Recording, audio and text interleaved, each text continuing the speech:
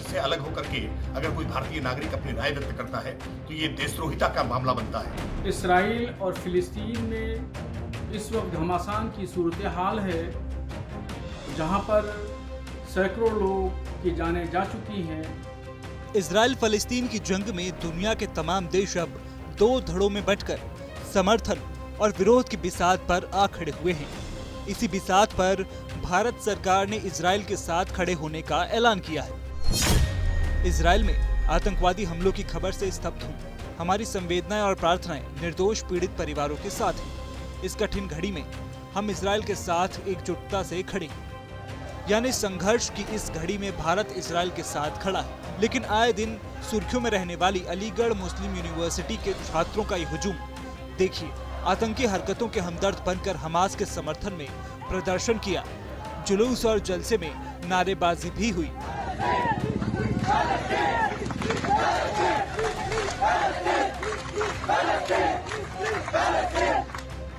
धार्मिक नारों के बीच वी स्टैंड विद फलस्तीन और एमयू स्टैंड विद फलस्तीन के पोस्टर लिए इन छात्रों ने इजराइल के विरोध और फलस्तीन के समर्थन में जमकर नारेबाजी की। बीजेपी कह रही है कि ये देशद्रोह है। अलीगढ़ मुस्लिम यूनिवर्सिटी की जो छात्रों की घटना है निश्चित तौर पर बहुत दुर्भाग्यपूर्ण और चिंताजनक है।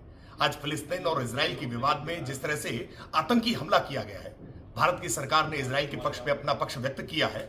ऐसे मसले जिसमें विदेश नीति का मसला जुड़ा हो, भारत के पक्ष से अलग होकर के अगर कोई भारतीय नागरिक अपनी राय व्यक्त करता है तो ये देशद्रोहिता का मामला बनता है।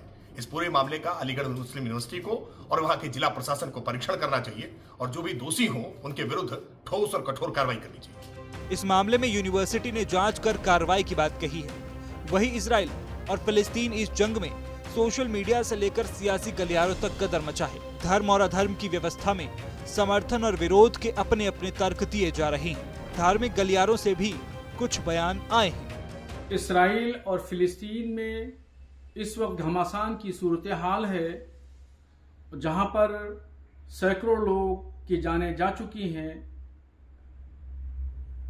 ऐसी सूरत हाल में मैं भारत सरकार के प्रधानमंत्री नरेंद्र मोदी जी से अपील करूंगा कि वो मध्यस्थता करें और जंग बंदी की पहल करें, क्योंकि जंगो जिदाल किसी भी मसले का हल नहीं है।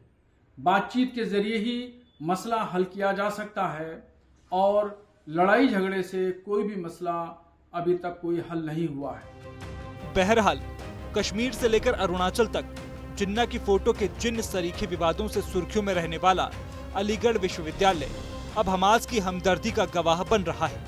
ऐसे में सवाल यह है कि जब भारत सरकार इजराइल के साथ खड़ी है तो फिर एएमयू में क्यों हमास की जयकार।